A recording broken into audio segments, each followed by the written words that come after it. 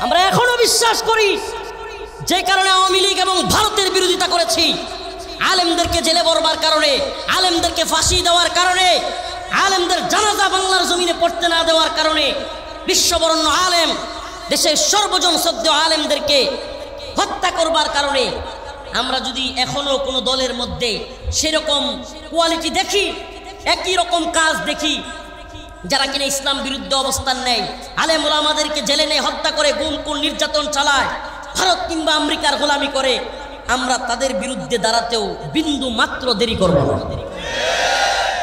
সাহাবাই কেরাম সফলতা অর্জন করেছেন। কোন পথে চলে তাবেঈরা, তাবেঈরা, সালফে সালেহিন, আমাদের আকাবির ও আসলাফ কোন পথে চলে নিজেদেরকে সফল হিসেবে আল্লাহর কাছে, দুনিয়ার কাছে প্রতিষ্ঠিত করেছেন। আজকের আলোচনা সেই বিষয় নিয়ে। আমরা মুমিন তো নাকি? আমরা কি মুমিন? সবাই হাত তোলে না রে। আমরা কি ইমানদার? আমি তো প্রথম হাত তোলাতে ভাবছিলাম অনেক লোক অমুসলিম থাকতে পারে। অনেক সময় আমাদের প্রোগ্রামে অমুসলিমরাও শুনি, কারণ আল্লাহ মাফ করুক, এটা ইউটিউব ফেসবুকের জামানা, ভাইরালিজম একটা বিষয় আছে, নাউজুবিল্লাহ। আল্লাহ তাআলা আমাদেরকে এই ধ্বংসপ্রাপ্ত ভাইরালিজম থেকে হেফাজত করুক। তাই কি যে হুজুরের একটু দেখে আসি, এই জন্য অন্য ভিন্ন ধর্মী লোকও আসতে পারে, কিন্তু এত লোক ভিন্ন ধর্মের হবে আবার টুপিওয়ালা, এটা তো অসম্ভব। তা আমরা ইমানদার, আমরা কি? প্রিয় ভাইরা আমার, আসলে এটা বলতে আমাদের একটু ইয়া লাগে, কারণও আছে। আল্লাহ তাআলা কোরআনের এক জায়গায় বলতেছেন, وَمِنَ النَّاسِ مَن يَقُولُ آمَنَّا بِاللَّهِ وَبِالْيَوْمِ الْآخِرِ وَمَا هُمْ بِمُؤْمِنِينَ। আল্লাহ রাব্বুল আলামিন বলেন, মানুষদের মধ্য থেকে এমন অনেক মানুষ আছে, وَمِنَ النَّاسِ مَن يَقُولُ آمَنَّا آمَنَّا, এরা যখন মানুষের সামনে, মুসলমানদের সামনে দেখা হয়, ইমানদারদের সামনে যখন কথা হয়, এরা বলে ইয়াকুলু আমান্না, আমরা ইমানদার, আমরা কি? ওয়া বিল ইয়াউমিল আখির, আমরা আল্লাহ এবং আখিরাতে বিশ্বাস করি। কিন্তু আল্লাহ রাব্বুল আলামিন বলেন, ওয়া মা হুম বিমুমিনিন, আল্লাহ বলেন প্রকৃতপক্ষে এরা ইমানদার না। প্রকৃতপক্ষে এরা কি না? একটু মিলায়া দেখেন। আল্লাহ বলছেন ওয়ামিনান নাস মান ইয়াকুলু আমান্না বিল্লাহ, এরা মানুষের সামনে অর্থাৎ ইমানদারদের সামনে গিয়ে কি বলে? এরা মসজিদের মধ্যে সব চাইতে বড় ইমানদার, কিন্তু মন্দিরে গিয়া সব চাইতে বড় দুর্গা প্রেমিক। মসজিদে ইমানদার, মন্দিরে দুর্গার প্রেমিক। মন্দিরের মধ্যে দেবী দুর্গার প্রশংসা করে, মন্দিরের মধ্যে রোজা পূজাকে এক করে বলে, মন্দিরের মধ্যে গিয়া মুহাম্মদ আরবি সাল্লাল্লাহু আলাইহি ওয়াসাল্লাম এবং বিষ্ণু কৃষ্ণর নাম একত্রে করে বলে, মন্দিরের মধ্যে গিয়া দেবী দুর্গার শক্তি বেশি এই কথা বলে। আবার গির্জায় গিয়া, প্রেগোডায় গিয়া, বৌদ্ধদের কাছে গিয়া, বৌদ্ধ মন্দিরে গিয়া সেখানে সবচাইতে বড় বৌদ্ধ ধর্মের গৌতম বুদ্ধের প্রেমিক হয়ে যায়। আছে না নাই? আমার কথা বুঝতেছেন?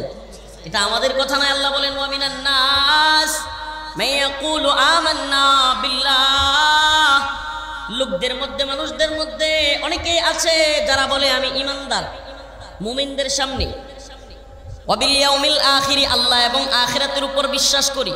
কিন্তু আল্লাহ বলেন এদের সিফাত কি? এদের সিফাত হলো এমন, ইখাদিউনাল্লাহ ওয়াল্লাযীনা আমানু, এরা আল্লাহকেও ধোঁকা দেয়, মুমিনদেরকেও ধোঁকা দেয়। ইখাদিউনাল্লাহ ওয়াল্লাযীনা আমানু, আল্লাহ বলেন এরা মনে করে তারা আল্লাহরেও ধোঁকা দিতেছে, আবার মুমিন মুসলমানদেরও ধোঁকা দিতেছে। এটা তারা মনে মনে মনে করে যে আমরা সবাই কি করতেছি? হিকমতের নামে ধোঁকা দিচ্ছি। আল্লাহ বলেন ওয়া মা ইয়াখদাউনা ইল্লা আনফুসাহুম, ও নেতা ও নেত্রী, ও মুনাফিক, অন্তরের মধ্যে গাদ্দারি রাখি নেওয়ালা, শুনো। আমার আল্লাহ বলেন ওয়ামা, আল্লাহ বলেন ইখাদিউনাল্লাহ ওয়াল্লাযীনা আমানু ওয়া মা ইয়াখদাউনা ইল্লা আনফুসাহুম, তুমি আল্লাহকেও ধোঁকা দিতে পারো না, মুমিনদেরকেও ধোঁকা দিতে পারো না। ওমা ইয়াখদাউনা ইল্লা আনফুসাহুম, বরং নিজেরাই নিজে ধোঁকা দিবে। কাউকে ধোঁকা তুমি দিতে পারো না, ধোঁকা নিজে নিজে প্রতারণার শিকার হইলা। কেউ ভারতকে খুশি করতে চায় ক্ষমতার জন্য, কেউ আমেরিকাকে খুশি করতে চায়। এই যে খুশি করার খেলা, এটা চলতেছে।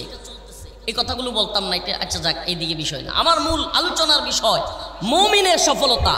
মুমিনের সফলতা নিফাকের মধ্যে না, মুমিনের সফলতা বেশি ভোট পাওয়ার মধ্যে না, মুমিনের সফলতা দুর্গা পূজায় গিয়া ঘোরাঘুরির মধ্যে না, মুমিনের সফলতা আল্লাহকে রাজি খুশি করার মধ্যে। মুমিন তো এই পৃথিবীতে সফল হওয়ার কোনো সুযোগই নেই। ফাইনালি ইমানদার সফল কি ব্যর্থ এটা বুঝবার জায়গা এই দুনিয়া না। এই দুনিয়া আপনি সফল নাকি ব্যর্থ এটা বুঝতেই পারবেন না। কেন? আল্লাহ রাব্বুল আলামিন কোরআনের কারীমের এক আয়াতের মধ্যে বলেন, ফামান যুহজিহা আনিন নার ওয়া উদখিলাল জান্নাতা ফাকাদ ফাজ ওয়া মাল হায়াতুদ দুনিয়া ইল্লা মাতাউল গুরুর।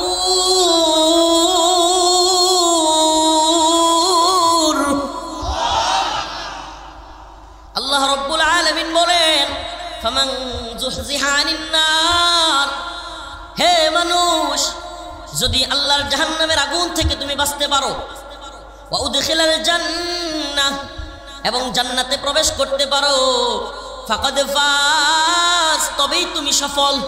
সুবহানাল্লাহ। তার মানে বোঝা গেল আমি যখন জাহান্নামের আগুন থেকে বাঁচব, কখন? যখন জাহান্নামের আগুন থেকে বাঁচব ফাইনাল, আল্লাহ তাআলা বললেন আমি তোমাকে ক্ষমা করে দিছি, তুমি জাহান্নামের আগুন থেকে মুক্ত, তোমাকে জাহান্নামে যেতে হচ্ছে না। ওয়া উদখিলাল জান্নাহ, এবং তুমি জান্নাতে প্রবেশ করতে পারলা, তখন ফাকাদ ফাজ, তখনই বোঝা গেল মুমিন সফল। এই দুনিয়ার লক্ষ লক্ষ টাকার চাকরিজীবী, কোটি টাকার বাড়িওয়ালা, 5 কোটি 10 কোটি টাকার গাড়িওয়ালা, সুন্দরী রমণীকে বিবাহ করা পুরুষ, যশ খ্যাতি, ইউটিউব ফেসবুকে অনেক বেশি যশ খ্যাতি, এলাকার সবাই তাকে চিনে, 10টা 12টা সন্তান, বাতিজা, ভাই, বিশাল বড় বংশধর, 100-200 মানুষ বংশের ভিতরে, এলাকায় এমনি এমনি হাঁটে, সে নিজের সফল মনে করে, কিন্তু প্রকৃতপক্ষে সে কি সফল? হ্যাঁ, প্রকৃতপক্ষে সে সফল? আমাকে বলেন তো, যত বড় নেতা হোক, যত বড় লিডার হোক, যত বড় কিছু হোক, 3.5 হাতের উপরে কাউকে দিবে?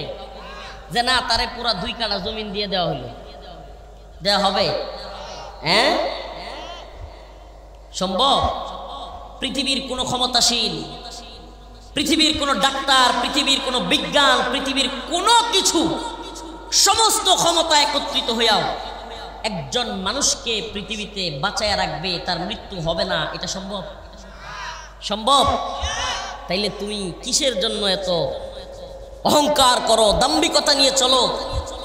এই মাত্র স্টেজে আসতেছি, এই মুহূর্তে একটা মৃত্যু সংবাদ আমাকে পুরা নাড়াইয়া দিছে। এই মুহূর্তে, এই যে স্টেজে আসতেছি, স্টেজে উঠবো, মোটরসাইকেলে উঠছি, এই মুহূর্তে আপনাদের সুপরিচিত মুখ, বাংলাদেশের একজন উদীয়মান হাফেজ, সারা পৃথিবী যাকে চিনে, সারা পৃথিবীর বুকে বাংলাদেশকে উজ্জ্বল করেছে,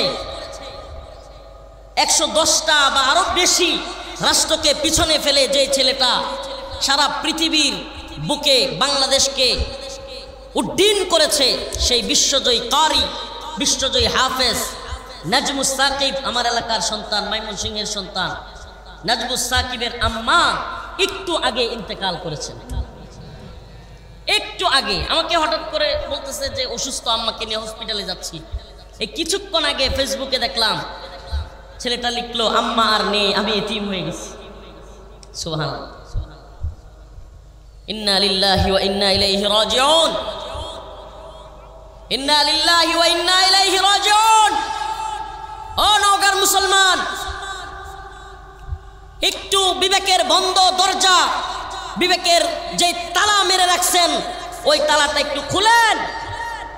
নেতা হওয়ার খাহেসাত, মেম্বার হওয়ার, চেয়ারম্যান হওয়ার, অমুক হওয়ার, তমুক হওয়ার, বড় চাকরি পাওয়ার, নৌকায় বাড়ি করার, বাসা করবার অনেক খেয়াল, অনেক প্ল্যানিং করে রাখছেন, কিন্তু এটাই জানেন না এই প্রোগ্রাম থেকে উঠে বাড়ি পর্যন্ত যেতে পারবেন কি পারবেন না।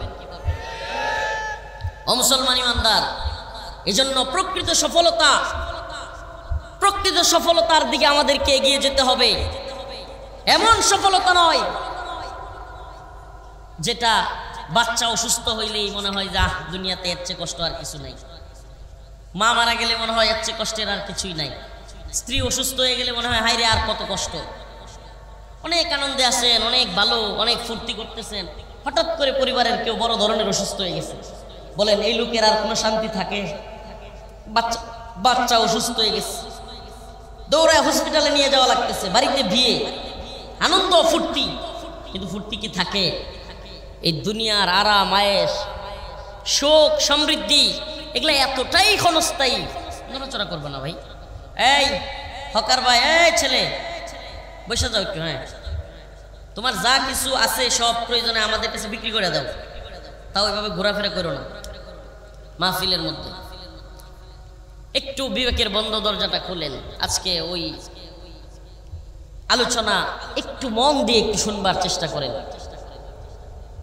আমাদের প্রচুর ক্ষুধা লাগে, অনেক ক্ষুধা লাগছে পেটে, সকালেও খান নাই, মনে করেন আমরা দুপুরেও খাই নাই, রাতের বেলায় এত ক্ষুধা লাগছে, কাচ্চি বিরিয়ানির একটা গ্রান আসতেছে, নাকের মধ্যে কাচ্চি বিরিয়ানির একটা গ্রান আসতেছে, সকালেও খাওয়া নাই, দুপুরেও খাওয়া নাই। মন বলবে যে ডেক পুরাটা, আপনারা কি বলেন, পাতিল ডেক না কি করেন, ডেক পাতিল পুরাটা আজকে শেষ করে দিলাম একাই।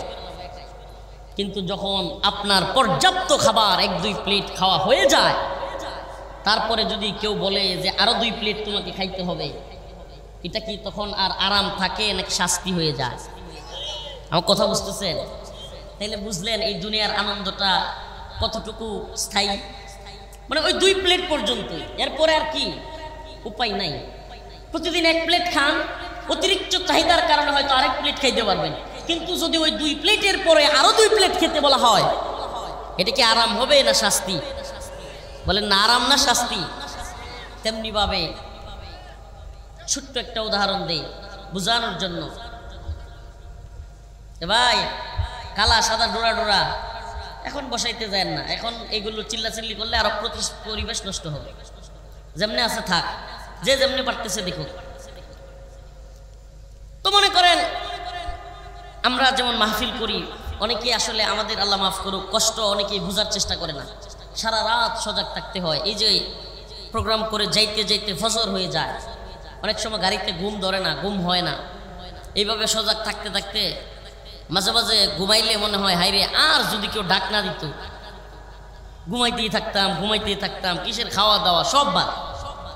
মানে এরকম 2-3 রাত টানা নির্ঘুম থাকলে, এটা যারা থাকছেন এরা বলতে পারবেন, কঠিন পরিস্থিতি হয়, মনে হয় আরে ঘুম থেকে যদি আর কেউ ডাক না দিত, তখন ঘুম এত ভালো লাগে।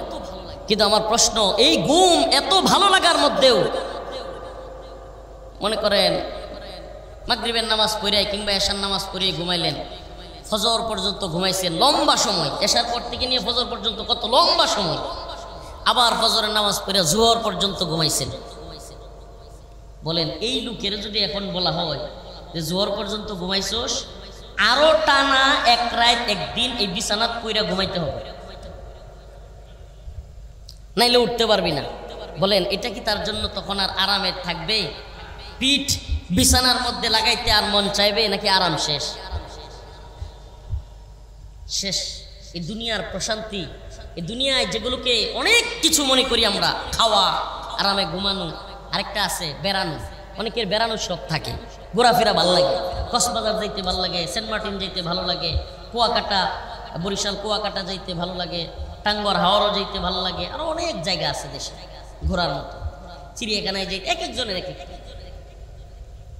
তো জিজ্ঞেস করতে চাই, মনে করেন কক্সবাজার গেছেন বেড়াইতে, খুব ভালো লাগছে বেড়াইতে আপনার, কিন্তু যাওয়ার পরে 1 সপ্তাহ 10 দিন থাকছেন, ওই নদীতে গোসল করছেন, ঘোরাফেরা করছেন। 10 দিন পরে যখন বাড়ির কথা মনে উঠবে, হ্যাঁ কতদিন হয়ে গেল বাড়িতে যাই না, ওইদিকে বাড়ির লোকেরা ফোন দিবে, কিংবা যদি বিবাহিত হয় বাচ্চারা ফোন দিবে, এখনো আসো না, বলেন তখন কি আরো কক্সবাজার ঘুরতে আর ভাল লাগবে? ও মুসলমান ইমানদার, ও নওগাঁবাসী, যে বিষয়টা আমি আপনাদেরকে বুঝাইতে চাইলাম, এই দুনিয়ার যত ভালো লাগা, যত ভালো মানের খাবার আপনার পছন্দ, খাইতে খাইতে পেট ভরে গেলে আর ভালো লাগবে না। ঘুমাইতে যারা পছন্দ করে, ঘুমাইতে ঘুমাইতে অনেক সময় চলে যাওয়ার পর বিছানায় আর পিঠ রাখতে ভালো লাগে না। বেড়াইতে যারা পছন্দ করে, বিভিন্ন জায়গায় দূরে পর্যটন এরিয়াতে যায় বেড়াইতে, 7 দিন 10 দিন থাকার পরে ওই লোকের আর ভালো লাগে না। আল্লাহ তাআলা যেন প্রত্যেকটা কাজ ভালো লাগার মতো ওগুলো দিয়া দিয়া বুঝান, বান্দা এই দুনিয়া তোর চূড়ান্ত ভালো লাগবার জায়গা না। আল্লাহ তাআলা যেন চোখে আঙ্গুল দিয়া বুঝান, বান্দা খাইতে খাইতে যদি এত বেশি খাও, নড়তে পারবা না, চড়তে পারবা না, ঘুমাইতে পারবা না, বেশি খায় এমন অবস্থা হয় মনে হয় বমি করি, আর ভালো লাগে না। আল্লাহ তাআলা বুঝায়, আসো, ইন্নাল্লাযীনা আমানু ওয়া আমিলুস সালিহাত কানাত লাহুম জান্নাতুল ফিরদাউসি নুজুলা। আল্লাহ রাব্বুল আলামিন বলেন, ও ঈমানদার, নেক কাজ করো, আমলে সালেহ করো, কানাত লাহুম জান্নাতুল ফিরদাউসি নুজুলা, জান্নাতুল ফিরদাউসে প্রবেশ করো, ওখানে যা মন চাই খাবা, একটা ডেক দিবা, ডেক নেত্রকোনায় বলে, আমরা ডেক বলে, আপনারা কি বলেন? হেকুর, হেকুশ, একটা হেকুশ দিবেন, আলহামদুলিল্লাহ, আর কোনো টয়লেট নাই, কিছুই নাই, আবার খাওয়ার চাহিদা হবে। ওই জান্নাতের মধ্যে পাখি উড়তে থাকবে, মন চাইবে পাখির বোনা গোশত খাইতে, আপনি শুধু মনে মনে চিন্তা করবেন, ওই পাখি বোনা হয়ে আপনার সামনে হাজির। এমন কোন চক্ষু নাই যা অবলোকন করেছে জান্নাতে যা আছে, এমন কোন কান নাই যা জীবনে শ্রবণ করেছে জান্নাতে যা আছে, এমন কোন জিহ্বা নাই ওই ফলগুলোর, ওই খাবারগুলোর স্বাদ আস্বাদন করেছে, এমন কোন জিহ্বা নাই। সুবহানাল্লাহ। তাইলে আল্লাহর সেই জান্নাতে যাইতে হলে, সফলতা পেতে হলে কিভাবে পাওয়া যাবে? সূরাতুল মুমিনুনের মধ্যে আল্লাহ পাক বলেন, قد أفلح المؤمنون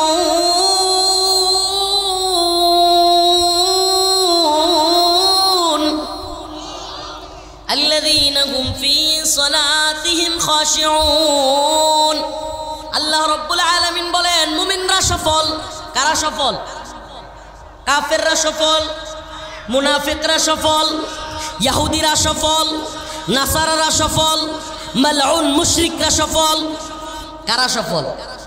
কদ আফলাহাল মুমিনুন, মুমিনরা সফল। মুমিনরা তো এমন সফল, আল্লাহ রাব্বুল আলামিন বলেন, যদি ঈমানদাররা আমি আল্লাহর উপর আস্থা এবং বিশ্বাস রাখে, পৃথিবীর সমস্ত তাগুতি শক্তি, পৃথিবীর সমস্ত কুফফার শক্তি আমার বান্দাদেরকে থ্রেট দিতে পারবে, হুমকি দিতে পারবে, কিন্তু আল্লাহ বলেন, কাম মিন ফিয়াতিন কলিলা, কাম মিন ফিয়াতিন কলিলাতিন গালাবাত ফিয়াতান কাসীরাতান বিইذনিল্লাহ। ওই আমেরিকার জর্জ ডব্লিউ বুশ মোল্লা ওমর রাহিমাহুল্লাহকে হুমকি দিয়েছিল, মোল্লা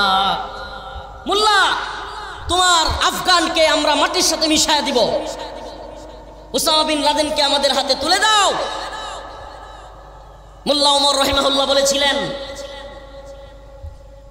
উলামায়ে কেরাম ওনাকে বুঝাইতে গেলেন, রাশিয়ার সাথে যুদ্ধ করে মোল্লা একটা দেশ পাইছো, সুন্দরভাবে পরিচালিত হচ্ছে, কোরআনী শাসন আছে, এক উসামা বিন লাদেনের জন্য এই সুন্দর দেশটাকে ধ্বংস করিও না। উলামায়ে কেরামের এক কাফেলা বাংলাদেশ, পাকিস্তান, বিভিন্ন দেশ থেকে, আমি নাম বলতে চাচ্ছি না, উলামায়ে কেরাম গিয়া মোল্লারে বুঝাইলো। 90-এর দিকের ঘটনা, 2000-এর দিকের ঘটনা। মোল্লা ওমর রাহিমাহুল্লাহ চিৎকার করে বললেন, ও আলেম সমাজ, আপনারা আমার মাথার তাজ, আপনাদেরকে সম্মান করি, কিন্তু আমাকে দেখান আল্লাহ রাসূল সাল্লাল্লাহু আলাইহি ওয়াসাল্লাম তার জিন্দেগিতে কোনো কাফেরের ভয়ে, কোনো মুশরিকের ভয়ে, কোনো সাহাবায়ে কেরামকে আল্লাহ রাসূল মুসলিম কোনো ভাইকে কাফেরদের হাতে তুলে দিয়েছেন, এটার একটা প্রমাণ আমাদেরকে দেখান। নাম্বার 2, হে প্রিয় ওলামায়ে কেরাম, আপনাদেরকে বলি, জর্জ ডব্লিউ বুশ হুমকি দিয়েছে, আমরা ওসামা বিন লাদেনকে না দিলে, তাদের হাতে তুলে না দিলে তারা আফগানকে মাটির সাথে মিশিয়ে দিবে। আমি মোল্লা ওমর আমার রব্বে কাবার কসম করে বলতে চাই, আমার রব যে ওয়াদা করেছে, ইন্নাল্লাহা ইশতারা মিনাল মুমিনিনা আনফুসাহুম ওয়া আমওয়ালাহুম বিআন্না লাহুমুল জান্নাহ ইয়াকাতিলুনা ফি সাবিলিল্লাহ ফায়াকতুলুনা ওয়া ইউকতালুন। আমার আল্লাহ ওয়াদা করেছে মুমিনরা যেন তার জান মাল দিয়ে আল্লাহর পথে যুদ্ধ করে, লড়াই করে। আল্লাহ ওয়াদা দিয়েছেন মুমিনরা বিজয়ী হবে। আমি মোল্লাও দেখতে চাই আমার রব্বে কাবার ওয়াদা সত্য নাকি এই বন্ড জর্জ ডব্লিউ বুশের ওয়াদা সত্য। মোল্লা ওমর রাহিমাহুল্লাহর ঐতিহাসিক কথা উনি দেখে যাইতে পারেন নাই, কিন্তু 2021 সালের 15 আগস্ট প্রমাণ হয়েছে জর্জ ডব্লিউ বুশের ওয়াদা মিথ্যা, রব্বে কাবার ওয়াদা সত্য। আফগান জাতির কাছে মাথা নত কইরা বাপ ডাইকা সাইরা দেমা কান্দাবাসী বইলা বিদায় নিছে। যে আফগান তালেবানকে বলছিল জঙ্গি, মৌলবাদী, উগ্রবাদী, সন্ত্রাসী, তালেবানরা কি বলছিল? জঙ্গি, মৌলবাদী, উগ্রবাদী, সন্ত্রাসী। সেই তালেবানের সাথে চুক্তি করলেই লজ্জা শরম নাই, মাইরের উপরে কোনো ওষুধ নাই। আজকের পৃথিবীতে ওই জর্জ ডব্লিউ বুশের প্রেতাত্মা বর্তমান আমেরিকার প্রেসিডেন্ট ডোনাল্ড ট্রাম্প, এই বদমাশ পুরো পৃথিবীতে আবারও মুসলমানদের মধ্যে যুদ্ধ বাঁধিয়ে দেওয়ার এক মহা ষড়যন্ত্র করতেছে। অমুসলমান ইমানদার, আমাদের দেশে কিছু আমেরিকান এবং পশ্চিমাদের পালিত বালক আছে, আমি এদের নাম দিছি পালিত বালক। এরা শুধু ওয়েস্ট ওয়েস্ট ওয়েস্ট ওয়েস্ট করে, পশ্চিম পশ্চিম করে, উন্নত বিশ্ব উন্নত বিশ্ব।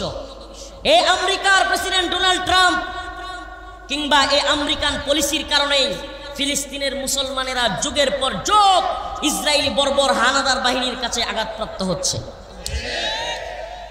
আমেরিকার টাকায়, আমেরিকার অস্ত্রে, আমেরিকার শেল্টারে ফিলিস্তিনি মুসলমানদের উপর বছরের পর বছর নির্যাতন, নিপীড়ন চালানো হচ্ছে। এখন আফগানিস্তান থেকে মাইর খায়া নিজেরা তো ভাগছে, কিন্তু নিজেদের ডলার দিয়া পাকিস্তানে কিছু পালিত বালক তৈরি করছে। এই শাহবাজ শরীফ, পাকিস্তানের বর্তমান যে প্রধানমন্ত্রী, এগুলো হলো আমেরিকান পালিত বালক। ডোনাল্ড ট্রাম্প নোবেল পায় নাই, কয়েকদিন আগে নোবেল পুরস্কার দিছে। ডোনাল্ড ট্রাম্প নোবেল পায় নাই, এতে যতটা না আমেরিকার লোকেরা নারাজ হয়েছে, তার চেয়ে বেশি এই পালিত বালক নওয়াজ শরীফের ভাই শাহবাজ শরীফ আরো বেশি নারাজ হয়েছে। সে বিভিন্ন দেশে বক্তৃতায় গিয়া ট্রাম্পরে খুশি করবার জন্য বলতেছে ট্রাম্পরে নোবেল না দেওয়াটা ঠিক হয় নাই, ট্রাম্প বেশি যোগ্য ছিল নোবেল পাওয়া। এখন প্রিয় মুসলিম উম্মা বলবেন, হুজুর এই আন্তর্জাতিক আলাপ সালাপ আমরা লোকে গ্রামে আইসা করতেছেন, ও মুসলিম উম্মা একটু সজাগ হবেন। মুসলমানদের মধ্যে কিভাবে ঝগড়া লাগায় দেয় দেখেন। খায় ওই আমেরিকান ডলার খায়া, মার্কিন ডলার খায়া এই পাকিস্তানের সেনাবাহিনী, এই পাকিস্তানের জেনারেলরা 71-এ যেমন বাংলাদেশে মুসলমানদের উপর হামলা করেছিল, আমেরিকাকে খুশি করবার জন্য একটা স্বাধীন সুন্দর শরিয়া প্রতিষ্ঠিত রাষ্ট্র আফগানিস্তানে এই পাকিস্তানি জেনারেলরা হামলা করছে। প্রিয় ভাইরা আমার, বন্ধুগণ আমার, এই জন্য এদের ব্যাপারে সতর্ক থাকতে হবে। পুরো পৃথিবীতে মুসলিম উম্মাহকে আমাদেরকে জানা দিতে হবে, পুরো পৃথিবীর মুসলিম উম্মার সবচাইতে বড় শত্রু হলো আমেরিকা। পুরো পৃথিবীর মুসলিম উম্মার সবচাইতে বড় শত্রুর নাম কি? সাপের মাথা হলো আমেরিকা। ওই সাপের মাথা যদি কেটে ফেলতে পারেন, ইসরায়েল নামক এই ছাগলের 3 নাম্বার বাচ্চারা এমনি শুয়ে যাবে। কথা কি বুঝাইতে পারছি? যদি সাপের মাথা কাটতে পারেন, যারা অস্ত্র দিয়া, শেল্টার দিয়া, টাকা দিয়া, রাজনৈতিকভাবে, আন্তর্জাতিকভাবে, জাতিসংঘের মাধ্যমে, বিভিন্ন মাধ্যমে শেল্টার দিয়া যারা এই ইসরায়েল নামক বর্বর সন্ত্রাসী গোষ্ঠীকে টিকায় রাখছে, এটা হলো আমেরিকা। প্রিয় ভাইরা আমার, বন্ধুগণ আমার, কেন বললাম?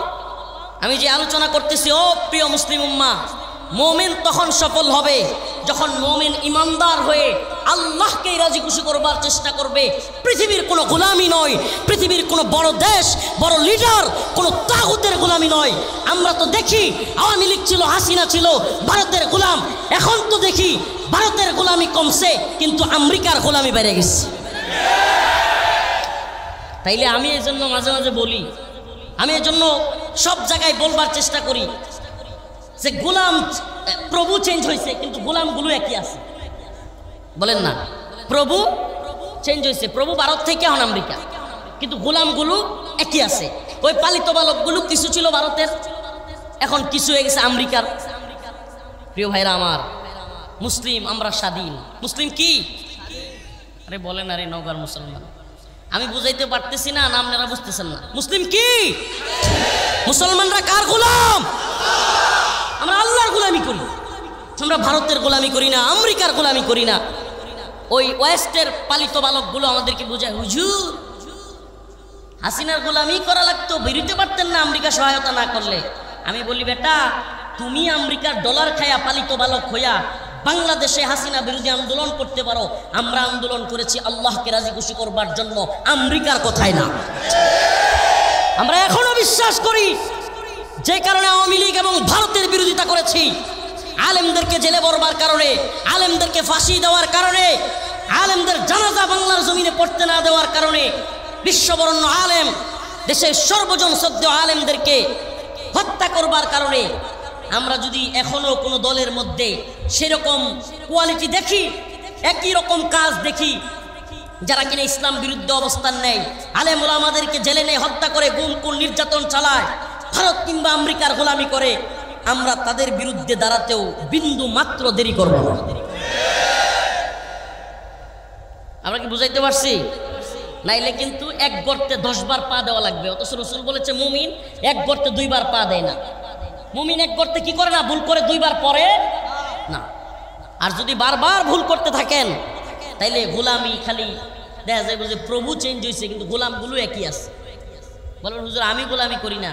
আপনি যেই দল করেন ওই দলের মাথা দেখবেন দিনে একবার সিজদা দেয়, রাতে আরেকবার সিজদা দেয়।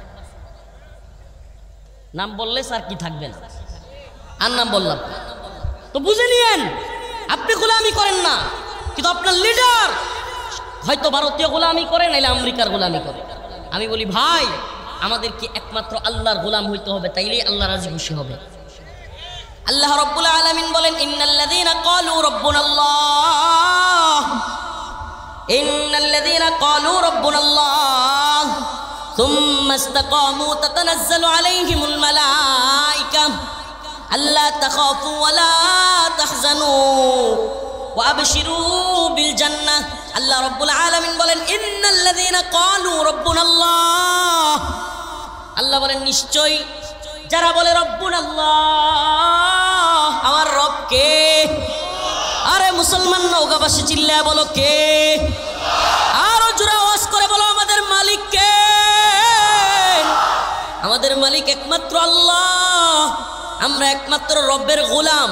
আমরা আমেরিকার গোলামি করি না, ভারতের গোলামি করি না, হাসিনার গোলামি করি না, ডক্টর মোহাম্মদ ইউনূসের গোলামি করি না। আমরা একমাত্র গোলামি করি কার? যদি এদেশে আবারও কেউ কোরআন অবমাননা করে, আমরা হাসিনাকে যেমন দেখি নাই, ডক্টর মোহাম্মদ ইউনূসকেও দেখবো না।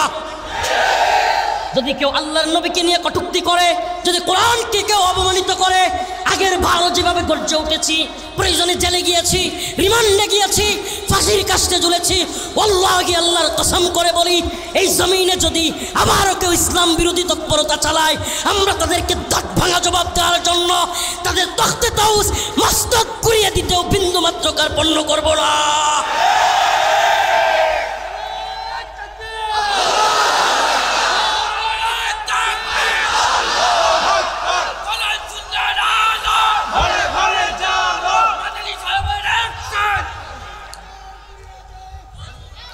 প্রিয় ভাইরা আমার, আমাদের বক্তব্য ক্লিয়ার থাকা চাই, নাইলে 2 দিন পরে পরে খালি দেখবেন শত্রু চেঞ্জ হইতেছে, কিন্তু প্যাটার্ন একই, মানে একই কাজ, কিন্তু লোক পাল্টাইতেছে, চেয়ার পাল্টাইতেছে, গদি চেয়ার না, চেয়ার ঠিকই আছে, কিন্তু চেয়ারে যে লোক বয় এটা খালি পাল্টাইতেছে, কিন্তু কাজ কি হইতেছে?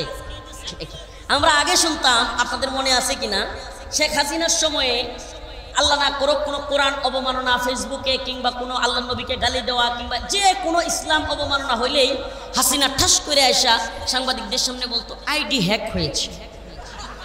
ভুলে গেছেন আপনারা? ভুলে গেছেন? কি বলতো? ওই যে গান মনে আছে, কিছু হইলেই জানা নাই শোনা নাই আইডি হ্যাক হয়েছে, কে আইডি হ্যাক করছে, এটা কার আইডি, সে কি বিচার দিছে কিনা, থানায় আইডি হ্যাক হয়েছে মামলা করছে কিনা, কোনো কিছু জানা নাই শোনা নাই। কি হয়েছে? এখন আর এক নতুন গল্প শুরু হয়েছে এই গভর্নমেন্টের আমলে। কোনো জায়গায় কিছু অবমাননা হইলেই কয় এটা পাগল। আমার প্রশ্ন, নর্থ সাউথ ইউনিভার্সিটি বাংলাদেশের একটা নাম করা পাবলিক নাম করা একটা ইউনিভার্সিটি বিশ্ববিদ্যালয়। নর্থ সাউথে এই বাংলাদেশের অজপাড়া গায়ের সাধারণ পোলাপান, অজ্ঞানী পোলাপান, 3.4 পয়েন্ট পাওয়া পোলাপান পড়তে পারে না, সব জ্ঞানী মেধাবীরা পড়াশোনা করে। এত বড় একটা ভার্সিটিতে পাগলের কাজ কি?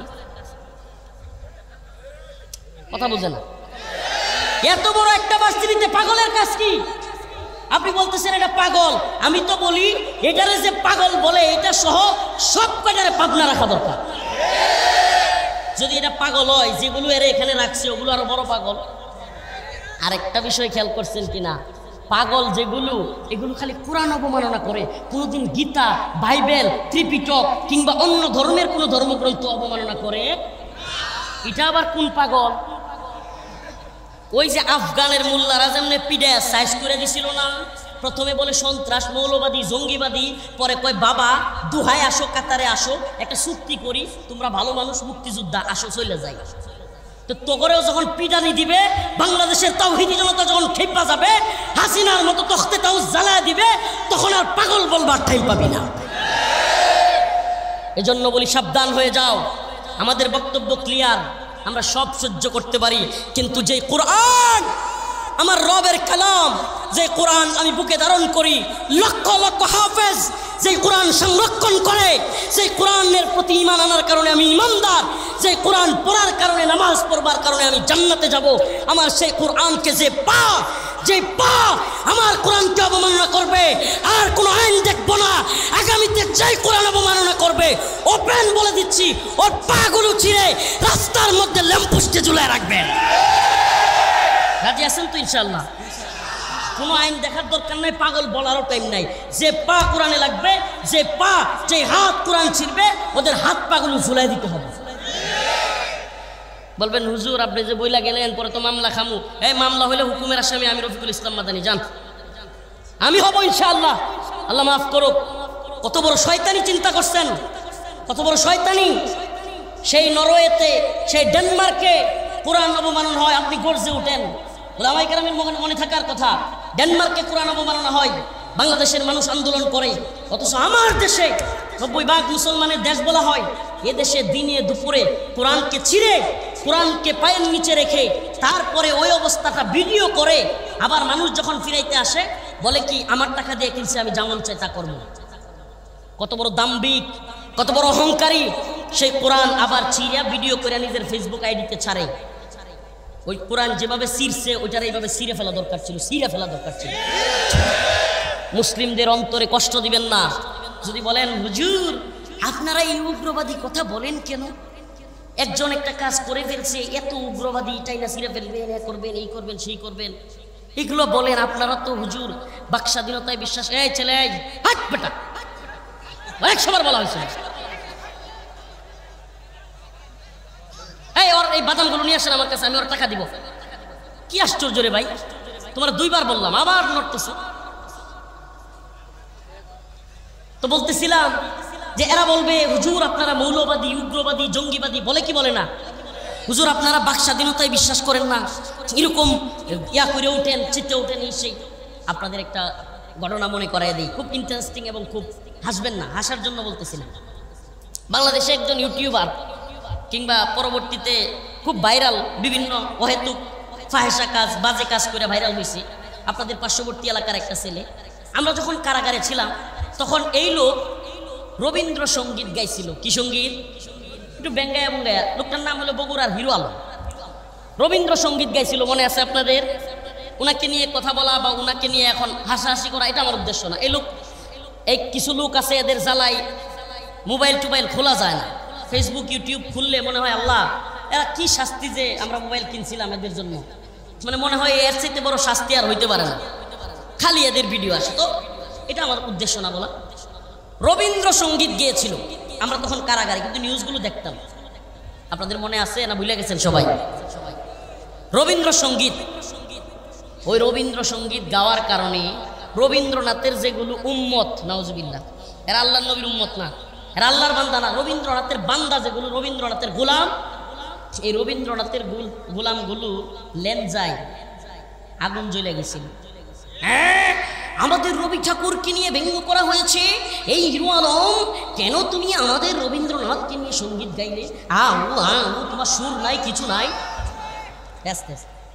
একেবারেই তেলে বেগুনে জ্বলে গেছে, সবগুলো লেনজায় আগুন লেগে গেছে। হিরো আলম কত বড় সাহস, আমাদের রবি ঠাকুর আমাদের গুরুজিকে নিয়ে এভাবে ব্যঙ্গ করলো। আসলে কি সে ব্যঙ্গ করছে? নাই বেটা, সুর নাই, করবে কি? যেমনে পারছে গাইছে। হিরো আলমের সুর নাই, যেমনে পারছে রবীন্দ্রসঙ্গীত গাইছে। ওমা কেন গাইলো, এই করলো সেই করলো, হাই রে। আপনারা মনে আছে কিনা তৎকালীন সময়ে ভণ্ড ডিবির প্রধান, ওই বাটপার ডিবি হারুন, তার অফিসে হিরো আলমকে ডাইকে নিছিল। আমি জানি না, আমি জেলে থেকে জানি, আপনারা সব বুঝলে গেছেন। হিরো আলমরে যে ডিবি হারুনের এনে ডাইকে নিছিল, এমনকি ডাইকে নিয়া হিরো আলমকে বলছে যে তোমারে গ্রেফতার করা হবে যদি আর কখনো এই ধরনের রবীন্দ্রসঙ্গীত গাও। সে মুসলেখা দিছে, জীবনে কোনোদিন আর আমি রবীন্দ্রসঙ্গীত গাইব না। ও মুসলমান ইমানদার, ও নওগাঁর মুসলমান, ঘটনাটা হেসে উড়িয়ে দিবেন না, খুব সেন্সিটিভ এবং খুব গুরুত্বপূর্ণ একটা তথ্য আছে এখানে। এদেশের কালচারাল ফ্যাসিস্ট, এদেশের কালচারাল জালেম যেগুলো, আমাদের শিল্প সাহিত্য সংস্কৃতির সবচাইতে বড় শত্রু যেগুলো, এই তথাকথিত সুশীলরা রবীন্দ্রনাথের সঙ্গীত হিরো আলম গাইলে তাদের গায়ে জ্বালা পোড়া হয়। রবীন্দ্রনাথের সঙ্গীত হিরো আলম বেসুরা গলায় গাইলে তাকে গ্রেফতার করতে বলে, তাদের পিণ্ডিতে আগুন জ্বলা যায়, তারা গ্রেফতার করায়া ওখানে হুমকি দুমকি দেয়া, জীবনে আর কোনো দিন হিরো আলম যাতে এই সঙ্গীত গাইতে না পারে ওই মুসলেখা নেই। কিন্তু এই একই ভণ্ডগুলো যখন আমার রসুলকে কটূক্তি করা হয়, যখন আমার রসুলকে নিয়ে ব্যঙ্গচিত্র করা হয়, যখন কোরআনকে অবমাননা করা হয়, এদেশের তাওহীদবাদী প্রজন্ম গর্জে উঠে, মুসলমান সহ্য করতে পারে না। তখন এই ভণ্ড সুশীলরাই, এই ভণ্ড এই রবীন্দ্রনাথ এর উম্মতগুলো, এর বক্তগুলো তখন বলে হুজুররা মৌলবাদী, জঙ্গিবাদী বলে, কি বলে না? রবীন্দ্রনাথের সঙ্গীত গাইলে তোমরা মনে করো ব্যঙ্গ হয়ে গেছে, জৈলাপুরা ছাই হয়ে যাও, মানুষকে গ্রেফতার করো, থ্রেট দাও, ওখানে নিয়ে মুসলেখা রাখো, আর জীবনে রবীন্দ্র সঙ্গীত গাইবে না। অথচ আমার রাসূল আকায়ে নামদার তাজদারে মদিনা সরদারে দু আলমকে ব্যঙ্গ করলেও তোদের গায়ে জ্বলে না, উল্টা তোরা আরো আলেমদেরকে, তাওহীদি জনতা যারা গর্জে উঠে তাদেরকে জঙ্গিবাদী মৌলবাদী ডাক দাও। তোদের চাইতে ভণ্ড, তোদের চাইতে বাটপার দুনিয়াতে আর কেউ নেই। আরে তোদের রবি ঠাকুর তো হলো পতিতালয়ের হেডমাস্টার, পতিতালয়। আপনারা অবাক হয়ে গেছেন যে হুজুর এটা কি কয়? পরকীয়ার হেডমাস্টার, অবৈধ প্রেম মেলামেশা, বিবাহ বহির্ভূত সম্পর্কের হেডমাস্টার এই রবি ঠাকুর। ইতিহাস পড়েন, জানেন কথা মিথ্যা হলে আমার যা লাগে আমি তা দিব। ইতিহাস পড়েন, এই লোক তোদের কাছে এত সম্মানী, নামদার তাজদারে মদিনা সরদারে দু আলম, আমাদের কাছে কোটি কোটি রবি ঠাকুর না, যদি পুরো পৃথিবীর রবি ঠাকুর একত্রিত হয়, আকায়ে নামদারের একটা চুলের আগায় যে গাম আসে ওই গাম মুবারকের সমান মূল্য এদের নেই।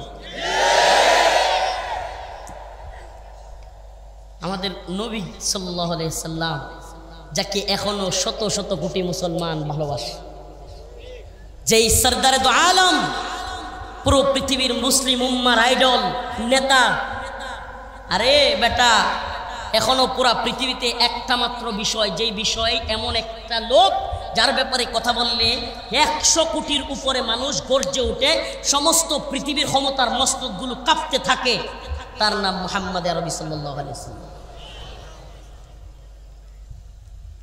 এই জন্য তো আমি বলি, কারো অন্তরে ভালোবাসা তৈরি করতে হইলে ছবি দিয়া, এটা আমি মাঝে মাঝে আওয়ামী লীগের লোকদেরকে বলতাম যে ছবি দিয়া, ভাস্কর্য দিয়া, টাকার মধ্যে ছবি দিয়া, ব্যাংকে, আদালতে, মাদ্রাসায়, স্কুলে, সব জায়গায় বড় বড় বিলবোর্ড, সাইনবোর্ড, বড় বড় ছবি, ব্যানার লাগায়া, পুলিশের, র্যাবের, সেনাবাহিনীর বুকের মধ্যে, বল্টুর মধ্যে শেখ মুজিবের কল্লা লাগায়া, তারপরেও 16 মিনিট যায় নাই 5 আগস্টের, 16 মিনিটও যাইতে পারে নাই। 16 বছরে যে চেতনা ব্যবসা, যেই মূর্তি আর ভাস্কর্য বানাইছে, 16 মিনিট যাইতে পারে নাই, কল্লা দইরা মারো টান, মূর্তি হয়ে গেছে খান খান। অথচ একটা মূর্তি নাই, একটা ভাস্কর্য নাই, একটা ছবি নাই, কোনো টাকার মধ্যে, কোনো কিছুর মধ্যে দিতে হয় নাই। আজও পৃথিবীর শত শত বছর পরেও মুহাম্মদ আরবি সাল্লাল্লাহু আলাইহি ওয়াসাল্লামের এত প্রেমিক, এত ভালোবাসার মানুষ পাওয়া যায় যে মুহাম্মদ আরবিকে নিয়ে কেউ একটা কথা বললে পুরা পৃথিবীর শত শত কোটি মুসলমান একত্রে রাজপথে নেমে আসে। তো আমাদের সেই নবী সাল্লাল্লাহু আলাইহি সাল্লামকে নিয়ে তোরা যখন কটূক্তি করিস, তোদের রবি ঠাকুরের কথা গায়ে লাগে, তোদের নেতা নেত্রীর কথা তোদের গায়ে লাগে, আর আমাদের গায়ে লাগলে আমাদেরকে বলিস মৌলবাদী, জঙ্গিবাদী। আমি বলি চিটিং ছাইরা ভালো হয়ে যায়। প্রিয় ভাইরা আমার, বন্ধুগণ আমার, আলোচনা অনেক লম্বা হয়ে গেছে, আল্লাহ আমাদেরকে বোঝার তৌফিক দান করুক, বলেন আমি। আর লম্বা করতে পারবো না, শুধু আমি আয়াতের আলোচনায় চলে যাচ্ছি। قد أفلح المؤمنون, আল্লাহ রাব্বুল আলামিন বলেন মুমিনরা সফল। কারা সফল বলেন না? কারা সফল? মুনাফিকরা, বেঈমানরা, খ্রিস্টানরা, মুশরিকরা। মুমিনরা সফল, প্রকৃত ঈমানদার হইতে হবে তো আমাদের। আল্লাহ বলেন আল্লাযীনা হুম ফি সালাতিহিম খাশিউন, প্রকৃত মুমিন তখনই তুমি হতে পারবা যখন তুমি খুশু খুজুর সাথে, বিনয়ের সাথে, একাগ্র চিত্তে নামাজ আদায় করবা। কি করবা? তাইলে প্রকৃত ঈমানদারকে যে একাগ্র চিত্তে, বিনয়ের সাথে, খুশু খুজুর সাথে নামাজ আদায় করে। আমরা সবাই নামাজ আদায় করবো তো ইনশাআল্লাহ? যারা হাত তুলছি না তারা কি পড়বো না? লিল্লাহি তাকবীর, আয় আল্লাহ বলেন, আয় আল্লাহ। আজকে থেকে নিয়ত করতেছি আর নামাজ ছাড়বো না, আয় আল্লাহ, আর গুনাহ করবো না। হাত নামা।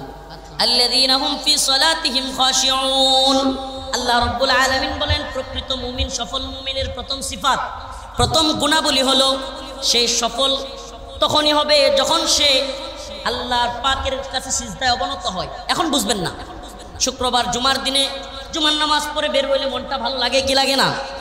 লাগে কি লাগে না? আল্লাহ বলেন আল্লাযীনা হুম ফি সালাতিহিম খাশিউন ওয়াল্লাযীনা হুম আনিল লাগবি মুরিদুন, প্রকৃত সফল মুমিন হলো তারা যারা কোনো ফাহেসা কাজে জড়িত হয় না।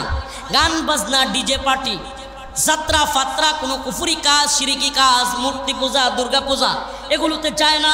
সেই হলো প্রকৃত সফল ঈমানদার, সফল মুমিন। ওয়াল্লাযীনা হুম আনিল লাগবি মুরিদুন ওয়াল্লাযীনা হুম লিযাকাতি ফাইলুন, প্রকৃত ঈমানদার হলো যাকাত আদায়কারী। ওয়াল্লাযীনা হুম লিফুরুজিহিম হাফিজুন, প্রকৃত ঈমানদারের আরেকটা গুণাবলী হলো সে তার লজ্জাস্থানকে হেফাজত করে। কি করে বলেন না? লজ্জাস্থানকে কি করে? লজ্জাস্থান, যৌন চাহিদা একমাত্র নিবারণ করে বিয়ের মাধ্যমে, কোনো ফাহেসা কাজ করে নয়, কোনো ধরনের খারাপ কাজে জড়িত হয়ে, জিনার কাজে জড়িত হয়ে নয়। আল্লাহ পাক আমাদের সবাইকে নেককার প্রকৃত ঈমানদার হওয়ার তৌফিক দান করুক, নামাজি ঈমানদার হওয়ার তৌফিক দান করুক, লজ্জাস্থানকে হেফাজত করার তৌফিক দান করুক, যাকাত আদায় করার তৌফিক দান করুক, মূর্তি পূজা, এরপরে যত জঘন্য কুফরি কাজ আছে সেগুলো থেকে বিরত থাকার তৌফিক দান করুক। ওয়া আখিরু দাওয়ানা আনিল হামদুলিল্লাহি রাব্বিল আলামিন। আসসালামু আলাইকুম ওয়া রাহমাতুল্লাহি ওয়া বারাকাতুহু। আলহামদুলিল্লাহি রাব্বিল আলামিন আর রহমানির রহিম। আল্লাহ পাক পরওয়ারদিগার আলম আমাদের জীবনের জিন্দেগির সমস্ত গুনাহ খাতা মাফ করিয়া দেন রব্বুল আলামিন। আল্লাহ, এই হাজার হাজার জনতা, আল্লাহ আল্লাহ আপনি আমাদের দোয়াকে কবুল করেন, ফিলিস্তিনের মুসলমানদের হেফাজত করেন, বসনিয়া, চেচনিয়া, মালি, সোমালিয়া, ইয়েমেন, আফগান, উইগুর সমস্ত ভূখণ্ডের মুসলমানদের হেফাজত করেন রব্বুল আলামিন। আল্লাহ এই মাহফিলকে কবুল আর মঞ্জুর করেন, আল্লাহ এই দেশকে কবুল আর মঞ্জুর করেন, সমস্ত জুলুম থেকে, ষড়যন্ত্র থেকে হেফাজত করেন রব্বে কাবা। আমাদের মধ্যে যাদের বাবা নাই, মা নাই, তাদের বাবা মার কবরকে জান্নাতের বাগান বানায়া দেন আল্লাহ। অসুস্থদেরকে সুস্থতা দান করেন। সুবহান রাব্বিকা রাব্বিল ইজ্জাতি আম্মা ইয়াসিফুন, সালামুন আলাল মুরসালিন, আলহামদুলিল্লাহ।